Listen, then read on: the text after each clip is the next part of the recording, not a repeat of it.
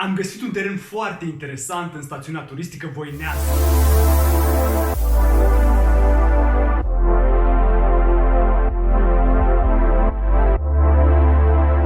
Am aminte cu drag de prima tabără în care am mers la Voineasa. Pentru cei care nu știți, Voineasa este o comună din Vâlcea formată din satele Voineșița, Voineasa și Valea Măceșului.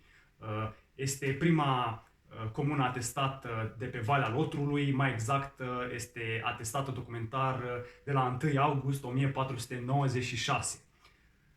Terenul pe care l-am găsit se află în Valea Măceșului, are o suprafață de 3400 de metri pătrați, este intravilan și se află la 39 de kilometri distanță de pârtia Transalpina.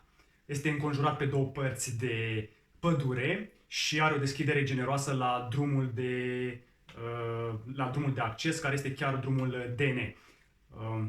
În momentul de față, prețul respectivului teren este de 20.000 de euro. Am vorbit cu vânzătorul și a spus că ar fi dispus să accepte un avans de 10.000 și diferența plătită pentru o rată lunară.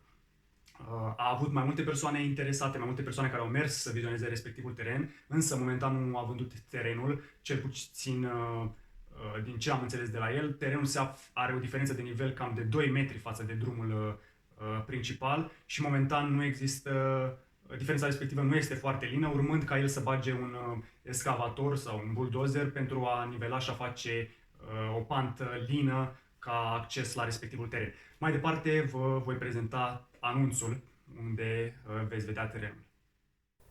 Teren intravilan în Voineasa, cu o suprafață de 3385 de metri pătrați, cu o deschidere la drumul național, înconjurat pe două părți de pădure, se vinde la un preț de 19.990 de euro.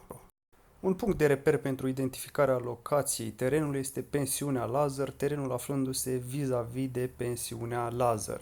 De asemenea, terenul se află la o distanță de 39 de kilometri de schi Transalpina.